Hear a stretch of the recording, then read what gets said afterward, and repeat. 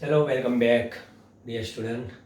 આપણે ગયા લેક્ચરમાં મેં તમને એક પ્રશ્ન આપ્યો હતો, જો યાદ હોય તો, અહીં આગળ, કે કોઈ પણ ભૌતિક રાશિની માપણી માટે શું જરૂરી, ભૌતિક રાશિની માપણી માટે શું જરૂરી, વિચારવા માટે આપેલો.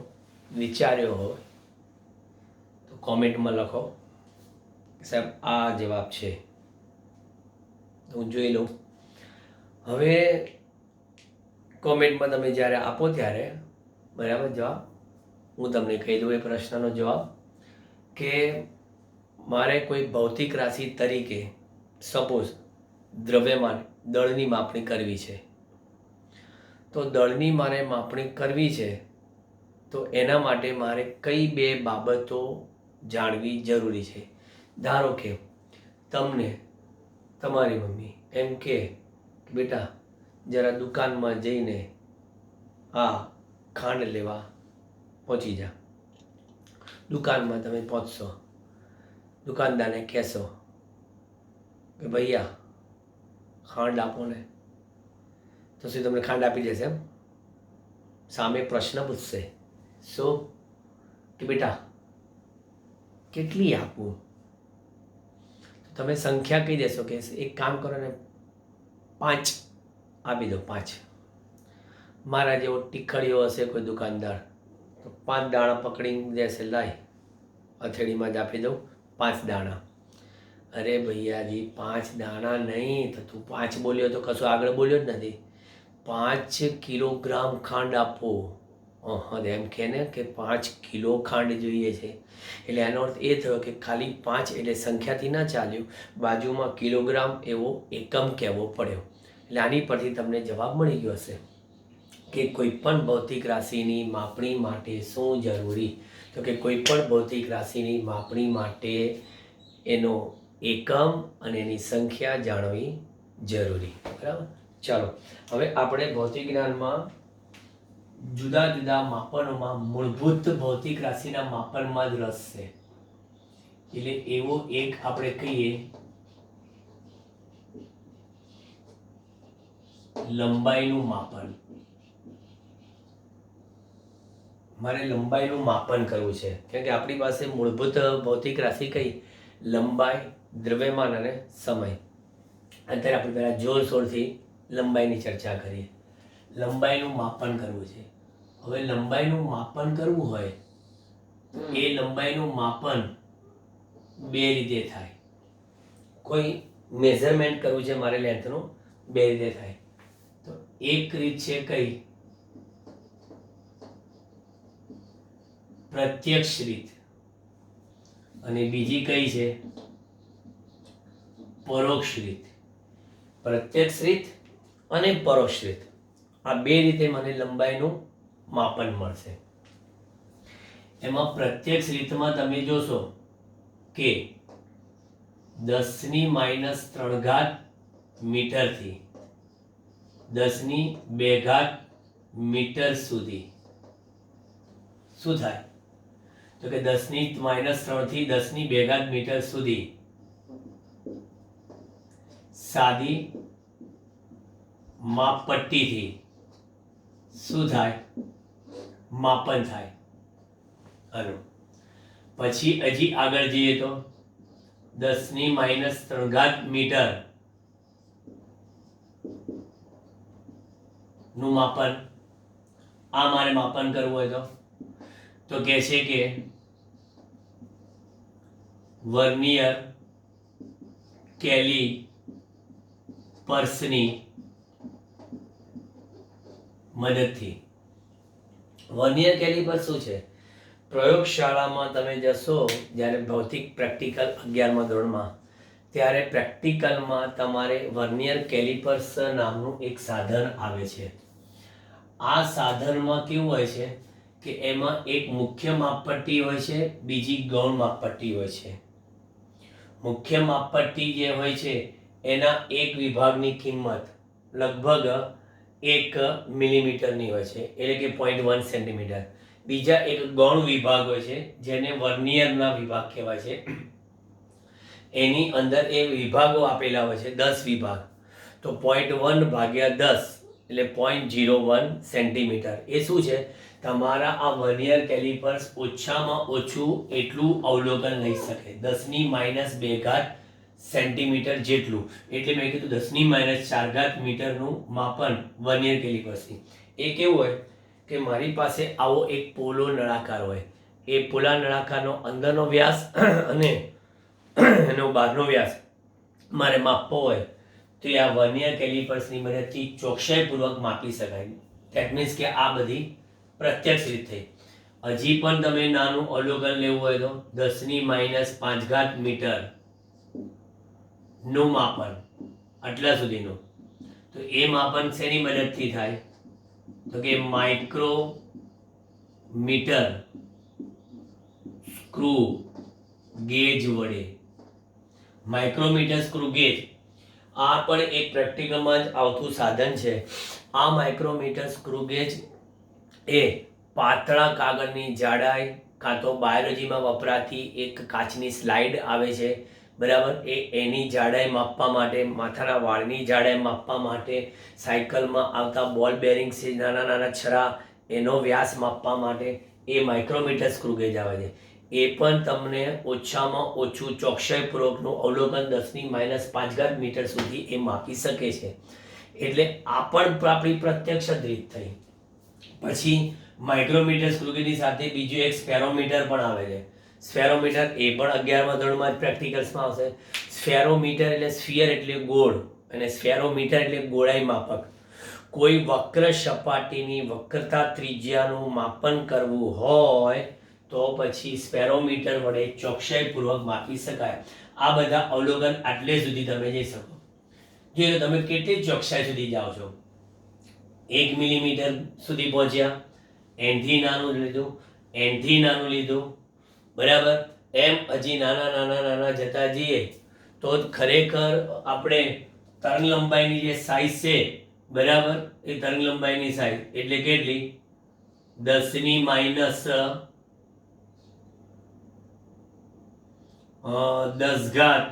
મીટર ઇઝ એપ્રોક્સિમેશન 1 એંગસ્ટ્રોમ, બરાબર, 1 એંગસ્ટ્રોમ. અને એનથી પણ કેવું?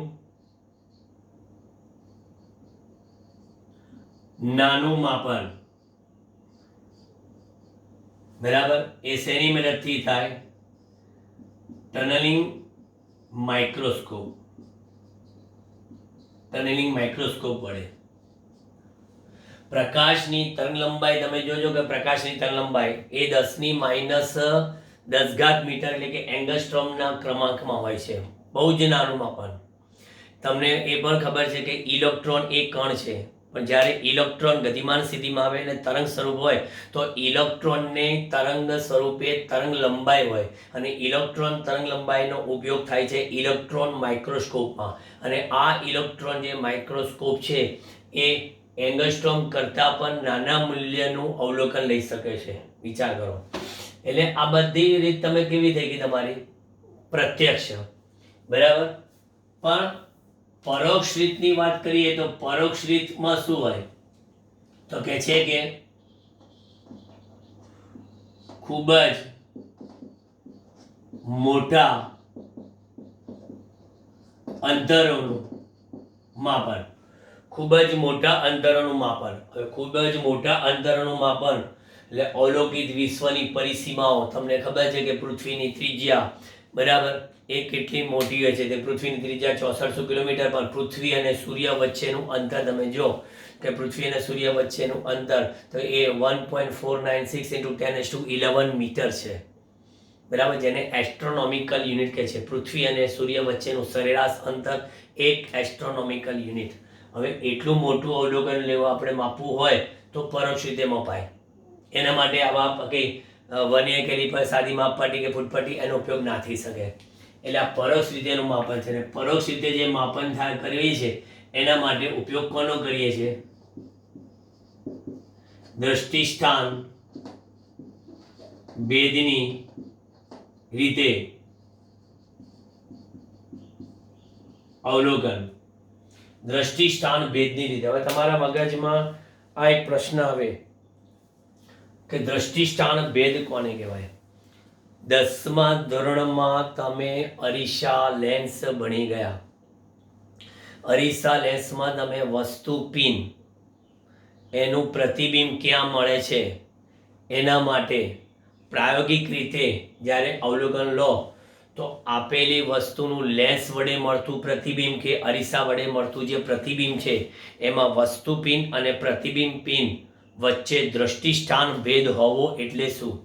દ્રષ્ટિસ્થાન ભેદ હોવો એટલે શું? દ્રષ્ટિસ્થાન ભેદ એટલે જ્યારે તમારી વસ્તુ પિન અને ધારો કે આ પ્રતિબિંબ પિન તમે જ્યારે તમે નજર ફેરવતા હોય ત્યારે વસ્તુ પિન અને પ્રતિબિંબ પિન એ સાથે સાથે ન જતી હોય ત્યારે એમ કહેવાય કે બંને વચ્ચે દ્રષ્ટિસ્થાન ભેદ છે.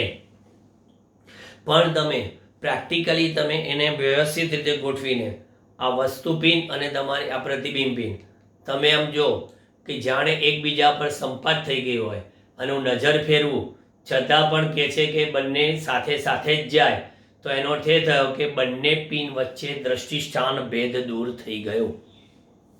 બરાબર?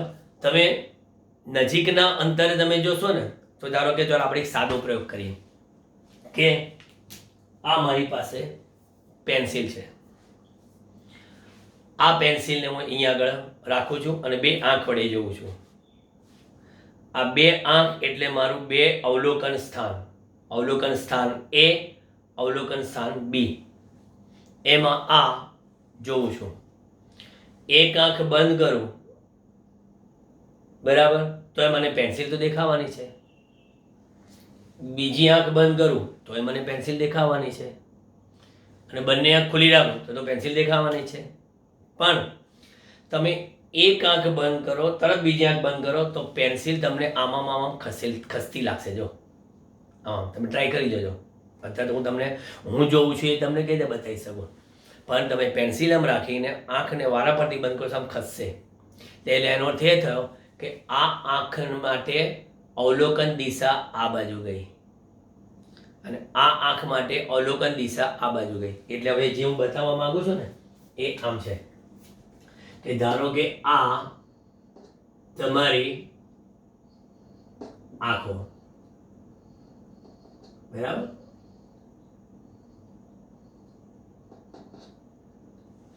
હા, અને અહીંયા આગળ આ તમે પેન્સિલ રાખી દઈ બરાબર. હવે વારા પરથી આંખો બંધ દોરી એટલે તમે શું કર્યું? અહીંથી આ અવલોકન આ તમારી અવલોકનની દિશા એમાં આટલો આ ખૂણો બન્યો. હવે એક ખૂણો મોટો છે ને એટલે બંને પેન્સિલ નું પ્રતિબિંબ ખસતું લાગે છે તમને. આ ખૂણો મોટો છે એટલે હવે એ જે ખૂણો છે હું જરા વ્યવસ્થિત દોરું આકૃતિ. હા, આ અને આ તમારી અહીંયા આગળ મેં તમને કીધું ને એ પેન્સિલ છે બરાબર. હવે તમારી આંખથી આ પેન્સિલ સાથેની જે દિશા દોરી એ અવલોકન દિશા વચ્ચેનો ખૂણો જેને શું કહેવાય? દ્રષ્ટિસ્થાન ભેદ કોણ કહેવાય. દ્રષ્ટિસ્થાન ભેદ કોણ. આ તમારી બે આંખો વચ્ચેનું અવલોકન એટલે કે બે આ અવલોકન સ્થાન, આ બે અવલોકન સ્થાન થયું. આ થીટા ખૂણો જ્યાં સુધી દ્રષ્ટિસ્થાન છે ત્યાં સુધી તમે નજીકના અંતરે આ ખૂણો કેવો હશે? ઘણો મોટો હશે. પણ ખૂબ જ મોટા અંતરે તમે અવલોકન કરશો તો બે જુદા જુદા સ્થાનેથી પણ અવલોકન કરશો તો તે પ્રતિબિંબ એક જ સ્થાને જોવા મળે. જો દૂરથી જોશો તો નજીકમાં તમને શું છે વારાફરતી આંખ બંધ કરી આમ થયું બરાબર. પણ તમે ધારો કે દૂરની વાત કરીએ, ધારો કે મારે પૃથ્વીની સપાટી પરથી ચંદ્રનું અવલોકન કોઈ ગ્રહનું અવલોકન કરવું છે તો પૃથ્વીથી ગ્રહના અંતરનું માપન કરવું હોય તો આ દ્રષ્ટિસ્થાન ભેદની રીત બહુ જ ઉપયોગી છે. અને તમે જો બહુ સહજતાથી આપણે આ અવલોકન લઈ શકીએ બહુ સહજતાથી. પણ એવા સંજોગોમાં આ થીટા ખૂણો બહુ જ નાનો થઈ જાય, અને બહુ જ નાનો એટલે આપણે એને કહીએ રેડિયનમાં થઈ જાય, અને રેડિયનમાં થઈ જાય ત્યારે એવા સંજોગોમાં બે આંખ વચ્ચેનું અંતર એક વર્તુળના ચાપ જેટલું થઈ જાય. ત્યારે આવા સંજોગોમાં આ જે તમારી અવલોકન દિશા છે એ અવલોકન દિશા જેટલી ત્રિજ્યા ધરાવતા પેન્સિલને કેન્દ્ર તરીકે લઈ બે આંખ વડે અવલોકન દિશા વડે રચાતો જે ખૂણો જે છે એ દર્શિશાન ભેદ કોણ, અને બે જે અવલોકન દિશા છે એને વર્તુળની ત્રિજ્યા ગણવામાં આવે તો બે આંખ વચ્ચેનું અંતર એ ચાપ જેટલું આપણને મળે. આ હકીકતનો ઉપયોગ આપણે કરવાના છે શેમાં? પૃથ્વીથી ગ્રહના અવલોકનમાં. બરાબર? એટલે પરોક્ષ રીતમાં આપણે આ રીતની વાત કરવાના છે. હવે આગળ વધીએ. આપણે જે લંબાઈ છે, એ લંબાઈનો વિસ્તાર કેટલો? આપણે પદાર્થોના જે પરિમાણ છે, બરાબર, પદાર્થોના પરિમાણ એ ક્યાંથી ક્યાં સુધીના જવા દેવાના છે? બોલો. વિશ્વમાં આપણી પાસે ઘણા બધા પદાર્થો છે, એ પદાર્થોના વિસ્તારો ના પરિમાણ 10⁻14 મીટર થી લઈને 10⁻26 મીટર. આ આપણને ખબર છે પ્રોટોનનું પરિમાણ, અને આ આપણને ખબર છે અવલોકિત વિશ્વની પરિસીમા. આટલા અંતર લંબાઈનો આટલેથી આટલે અંતર જે છે, તો અમુક નાના માપ જે છે ને, બરાબર, -14 મીટર, તો એને અમુક ચોક્કસ એકમોમાં દર્શાવીએ છીએ. ચોક્કસ એકમોમાં સમજો. બરાબર? આપણે સગવડતા સાચવવા માટે કે અમુક નાનું માપ હોય કે પ્રકાશની તરંગ લંબાઈ, તો આપણે બોલ્યા કે 10⁻10 મીટરના ઓર્ડરમાં. તો 10⁻10 એવું બોલવા કરતાં આપણે સરળતાથી શું બોલીએ? 1 એંગસ્ટ્રોમ. વાત પતી ગઈ. એટલે લંબાઈનો અત્યંત નાનો એકમ આપણે શું લઈએ છીએ? ફર્મી એટલે આપણે કહીએ છીએ FM. અને 1 FM બરાબર કેટલા? તો કે 10⁻15 મીટર. 1 FM બરાબર 10⁻15 મીટર. પછી એંગસ્ટ્રોમ, જેને કહીએ એ ઉપર અંશ નહીં પણ એંગસ્ટ્રોમનો સંકેત. 1 એંગસ્ટ્રોમ 10⁻10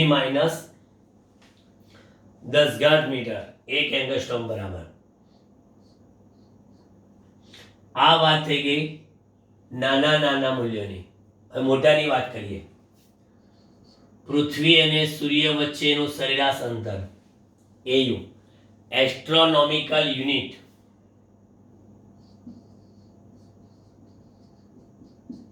એસ્ટ્રોનોમિકલ યુનિટ કિંમત છે 1.496. એટલે પૃથ્વી અને સૂર્ય વચ્ચેનું સરેરાશ અંતર, પૃથ્વી અને સૂર્ય વચ્ચેના સરેરાશ અંતરને એક એસ્ટ્રોનોમિકલ યુનિટ કહે છે. બરાબર? ત્યાર પછી 1 LY. LY એટલે લાઇટ યર, 1 પ્રકાશ વર્ષ.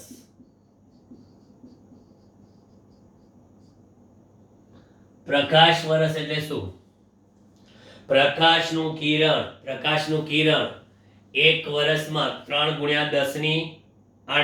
પ્રકાશનું કિરણ 1 વર્ષમાં 3×10⁸ મીટર પ્રતિ સેકન્ડમાં કાપે એટલી ઝડપે, 3×10⁸ મીટર પ્રતિ સેકન્ડની ઝડપે કાપે તો એ અંતરને કહેવાય 1 લાઇટ યર. 1 લાઇટ યર બરાબર કેટલા? 9.46 ગુણ્યા 10⁻15 મીટર. આ બધા આંકડા યાદ રાખજો. હું તમને અલગ પેનથી બતાવી દઉં કે આ છે આપણું કયું? એક એસ્ટ્રોનોમિકલ, એંગસ્ટ્રોમ, ફર્મી,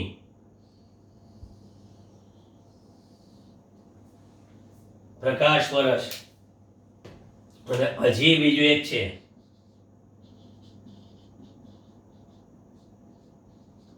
પાર્સેક. 3.08 ગુણ્યા 10⁻16 મીટર. જોડો કેટલા બધા અલગ અલગ પ્રકારના અંતર આવ્યા. બરાબર. આ બધા મોટા મોટા એકમો થયા, બધા લંબાઈના નાના એકમોને અલગ અલગ દર્શાવવાની રીત, મોટા એકમોને અલગ દર્શાવવાની રીત. પાર્સેક એટલે અહીંયા આ રીતનું તમને જો આ ડિસ્ટન્સ છે,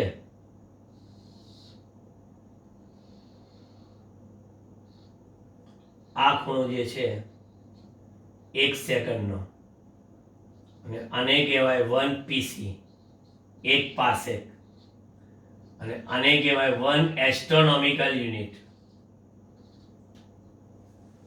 આ રીતે એની આકૃતિ થાય. ખૂણાની રેડિયનમાં વ્યાખ્યા અનુસાર જે કહીએ ને કે ચાપ બરાબર ત્રિજ્યા ગુણ્યા ખૂણો, એટલે આને અમે એવું બોલીએ છીએ કે 1 પાર્સેક એટલે પૃથ્વીની ભ્રમણ કક્ષાની સરેરાશ ત્રિજ્યા વડે 1 આર્ક સેકન્ડ, જે ડબલ લાઈન છે ને 1 આર્ક સેકન્ડ જેટલો ખૂણો અંતરાય, તે અંતર આપણું 1 પાર્સેક જેટલું થાય. ફરી સાંભળી લો કે જે અંતરે પૃથ્વીની ભ્રમણ કક્ષાની સરેરાશ ત્રિજ્યા વડે 1 આર્ક સેકન્ડ જેટલો ખૂણો અંતરાય, તે અંતર 1 પાર્સેક કહેવાય. બરાબર. આ પાર્સેકનું માપ થઈ ગયું. બરાબર. આ બધી તમને મેં લંબાઈની વાત કરી. હવે આ જે લંબાઈની વાત કરી પછી મેં પરોક્ષ રીત જે છે એ મારે તમને સમજાવી છે કે જે આપણે આ બતાવ્યું ને એ પરોક્ષ રીત આપણે પૃથ્વીથી ચંદ્રનું અંતર માપવાની રીત.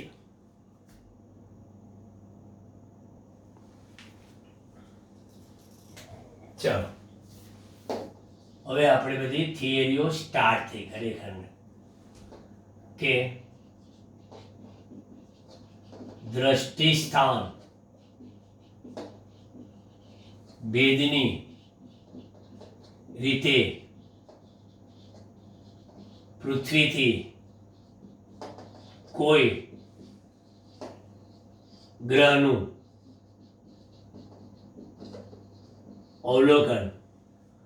દ્રષ્ટિ સ્થાન ભેદની રીતે પૃથ્વીથી કોઈ ગ્રહનું અવલોકન. હવે એના માટેની આકૃતિ શું થાય જોજો તમે. પૃથ્વીથી કોઈ ગ્રહ માપવો છે તો અહીંયા આગળ આપણી પાસે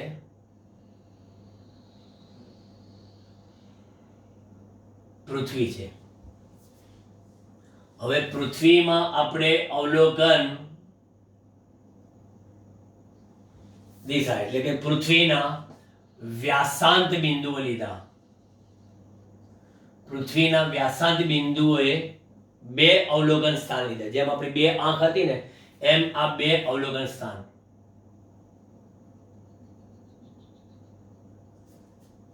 અને અહીંયા આગળ ગ્રહને મૂકી દીધો આપણે જે મારે માપવો છે. એટલે આ ગ્રહ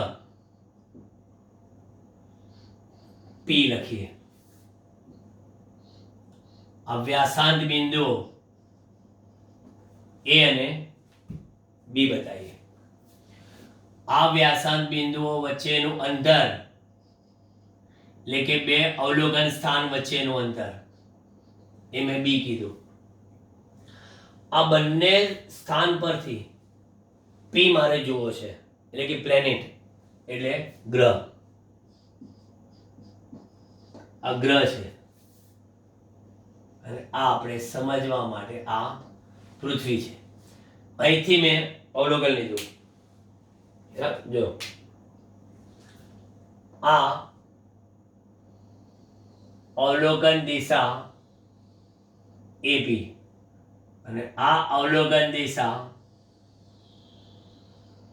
બીપી. અવલોકન દિશા એપી, અવલોકન દિશા બીપી. બંને અવલોકન દિશાનું અંતર કેવું? સરખું. હવે આની કમ્પેરિઝનમાં આ જે ડિસ્ટન્સ છે અહીંથી અહીંયાનું આ બરાબર, એ આપણે કેટલું લઈએ છે? આ કેપિટલ ડી એટલે કે પૃથ્વીથી ગ્રહનું અવલોકન, આ પણ કેપિટલ ડી. પૃથ્વી ગ્રહનું અવલોકન. અને આ જે ખૂણો છે જે આપણે આગળ કીધું તે દ્રષ્ટિસ્થાન ભેદ કોણ. અહીં આગળ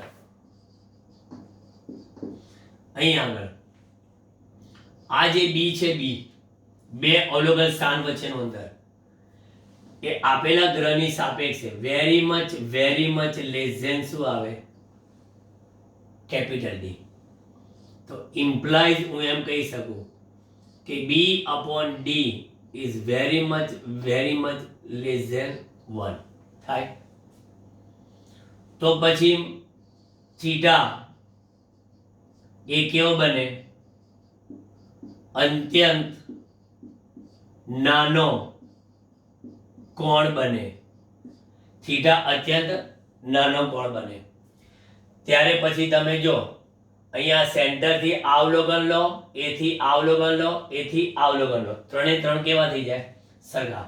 અને થીટા અત્યંત નાનો કોણ બને એટલે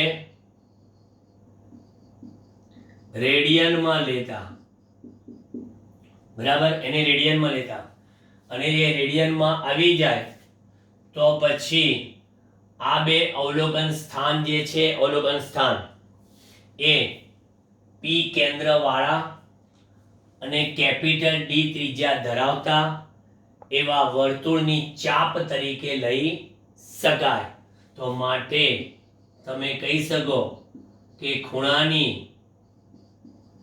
રેડિયનમાં વ્યાખ્યા નુસાર શું આવશે? ખૂણાની રેડિયનમાં વ્યાખ્યા કે ખૂણો બરાબર શું? ચાપ ભાગ્યા ત્રિજ્યા. અહીં આપણે ખૂણાને રેડિયનમાં કીધું એટલે કેટલો છે? થીટા. ચાપ કેટલો? બી. ત્રિજ્યા કેટલો? ડી. તો પછી આપણે એને કીધું છે કોનું અવલોકન માપવાનું? પૃથ્વીની સપાટીથી ગ્રહનું અવલોકન. કેપિટલ ડી બરાબર શું થાય? બી બાય થીટા. પરંતુ યાદ રાખજો કે થીટા તમને ડિગ્રીમાં કે બધામાં આપ્યા હોય તો નહીં ચલાવવાના. શેમાં લેવાના? કમ્પલસરી રેડિયનમાં લેવા પડે. બરાબર, સમજો. હવે તમારે આ શું છે? થિયરીમાં આ પૂછે ને તો આ રીતની આકૃતિ અને આ રીતની તમારે એની માહિતી આપવી પડે. હવે આ જ વસ્તુનો ઉપયોગ કરીને આપણે શું કરીશું ખબર છે? પૃથ્વીની સપાટી પરથી ગ્રહનું પરિમાણ, સાઈઝ માપવું. લો, જ્યારે તમને પૃથ્વીની સપાટીથી ગ્રહનું અવલોકન મળી ગયું તો પછી ગ્રહનું પરિમાણ, ગ્રહની સાઈઝ. હવે વિચાર કરો, અવકાશમાં બધા ગ્રહોને માપવા માટે કે તમે કઈ હું ફૂટપટ્ટા પેન લઈને નીકળી પડ્યા હશો, ચલો ત્યાંથી હું પકડી ઉભો રહે, હું એવું કરો, ચાલ માપ્યું, બરાબર. હવામાં લટકતા માપવાના ના ભાઈ ના. આ બધા જે અવલોકન જે છે આપણે પરોક્ષ રીતે માપવા પડ્યા, જેમાં આપણે દ્રષ્ટિસ્થાન ભેદનો ઉપયોગ કર્યો. હવે પૃથ્વીની સપાટી પરથી ગ્રહનું પરિમાણ, તો આ મારી પાસે આ ગ્રહ છે.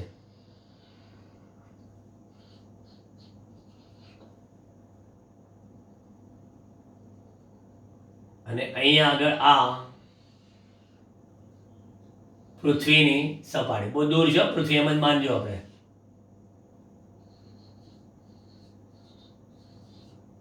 પૃથ્વી અહીં આગળ બે ગયા આપણે ટેલિસ્કોપ લઈને, બરાબર. અને અહીંયા આગળ ગ્રહના બે વ્યાસાંત બિંદુઓ લીધા, બરાબર. અહીં પૃથ્વીની સપાટી પર બેસી ગયા પલોઠી વાળી. ગ્રહના બે વ્યાસાંત બિંદુઓ મૂક્યા મેં, એ ને બી. એ વ્યાસાંત બિંદુઓ આગળ ટેલિસ્કોપને ગોઠવ્યો. આ એક અહીંયા ગોઠવ્યો અને બે અવલોકન દિશા બનાવી. બે અવલોકન દિશા. તો પછી અહીંયા આગળ આ જે ખૂણો બન્યો ને, હવે એને દૃષ્ટિશાન ભેદ કોણ નથી કહેતા, એનું નામ આપણે આ પાડીએ છીએ આલ્ફા. અને એ આલ્ફા બરાબર શું ખબર છે? ગ્રહનો કોણીય વ્યાસ.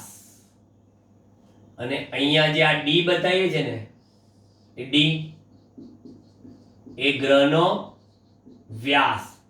ગ્રહનો વ્યાસ એટલે કે ગ્રહનું પરિમાણ, આ એની સાઇઝ થશે. અને આ તો બધા આપણે માપતા શીખી ગયા. કયું? Capital D. તો પૃથ્વીથી આ ગ્રહનું અવલોકન તો તમે ઓલરેડી માપેલું છે. આ પૃથ્વીથી આ જે ગ્રહ છે એનું અવલોકન તો તમે માપેલું છે, હમણાં શીખ્યા. તો પછી હવે માપવા માટે શું કરશો? ફરી ખૂણાની રેડિયનમાં વ્યાખ્યા શું હશે? આકૃતિ પરથી ખૂણો એટલે કે આલ્ફા. ખૂણો એટલે કે આલ્ફા. ચાપ એટલે કોણ? ડી ભાગ્યા ત્રિજ્યા કેપિટલ ડી. તો માટે ગ્રહનું પરિમાણ ડી બરાબર શું? Alpha D. આમાં આલ્ફાની કિંમત રેડિયનમાં લેવાની. પણ તમને ખૂણાની કિંમત જો ડિગ્રીમાં આપી હોય, કાં તો મિનિટ એટલે કે આર્ક ઓફ મિનિટમાં આપી હોય, કાં તો સેકન્ડ એટલે કે આર્ક ઓફ સેકન્ડમાં આપી હોય, તો એનું કન્વર્ઝન તમારે યાદ રાખવું જ રહ્યું. એ કન્વર્ઝન પણ આપણે જોઈએ, બરાબર. એ કન્વર્ઝનનું એક ટેબલ હું તમને આપું છું, એ ખાસ યાદ રાખજો કે જેથી પછી આની ઉપરના જ્યારે આપણે દાખલા ગણવા બેસીશું તો દાખલામાં તમને બિલકુલ સરળતા રહેશે. એ હમણાં આપું તમને કન્વર્ઝન.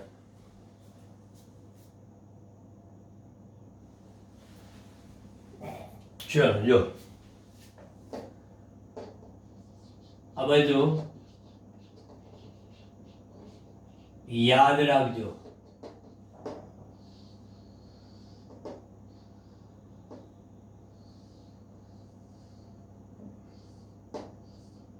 દાખલા માટે બહુ જ ઉપયોગી.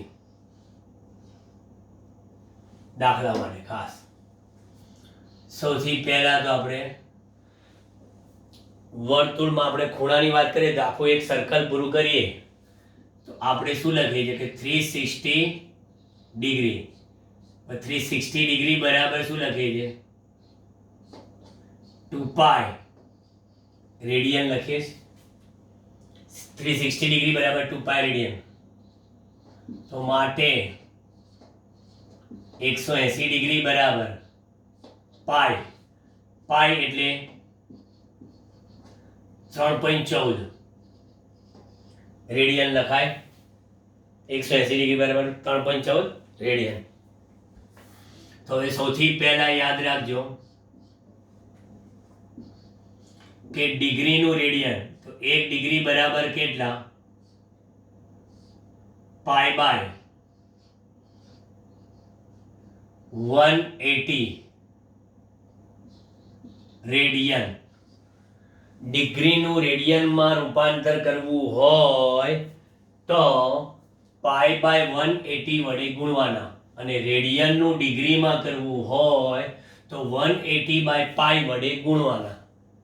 એટલું યાદ રાખવાનું. એટલે આ ડિગ્રીનું રેડિયનમાં રૂપાંતર કર્યું. ત્યાર પછી હું આગળ જોઉં કે 1 ડિગ્રી બરાબર કેટલા? 60 મિનિટ. આ 60 મિનિટ કહીએ અથવા એને કહેવાય arc of minute, arc of minute અથવા ઘણા લોકો 60 કળા કે, બરાબર, 60 કળા 1 ડિગ્રી બરાબર. તો પછી 1 મિનિટ અથવા તો આર્ક ઓફ મિનિટ બરાબર કેટલા? 1/60 ડિગ્રી લખાય. 1 મિનિટ બરાબર 1/60 ડિગ્રી. તો પછી હજી આગળ વધો. 1 મિનિટ અથવા ઘણી જગ્યાએ ફરી પાછું કે આર્ક ઓફ મિનિટ, જે બી નોટેશન તમે યાદ રાખો શબ્દોમાં. 1 મિનિટ બરાબર 1/60 ઇન્ટુ π/180. શું લખો પણ? રેડિયન. બરાબર. ત્યાર પછી હજી આગળ વધો. 1 મિનિટ બરાબર 60 સેકન્ડ. સેકન્ડ અથવા તો આર્ક ઓફ સેકન્ડ. તો પછી માટે 1 સેકન્ડ બરાબર 1/60 મિનિટ એટલે 1/3600 ડિગ્રી. તો પછી આપણે લખીએ કે 1 સેકન્ડ બરાબર કેટલા? કે 1/3600 ગુણ્યા π/180 રેડિયન. જોઈ લો, મેં તમને જે મેઇન વસ્તુ જે મારે કહેવી હતી ને એ આ જ, કે ડિગ્રીનું રેડિયનમાં રૂપાંતર, પછી મિનિટનું રેડિયનમાં જ રૂપાંતર, પછી સેકન્ડનું રેડિયનમાં જ રૂપાંતર. યાદ રાખો આ બધા રૂપાંતરોમાં. બીજું કે ડિગ્રીનું રેડિયનમાં રૂપાંતર કરવું છે તો આ શું થશે? આ એનો સહગુણક, ડિગ્રીનું રેડિયનમાં રૂપાંતર હોય તો. પછી મિનિટનું રેડિયનમાં રૂપાંતર કરવું હોય તો એના માટે આ સહગુણક, અને સેકન્ડનું રેડિયનમાં રૂપાંતર કરતો એના માટે આ સહગુણક.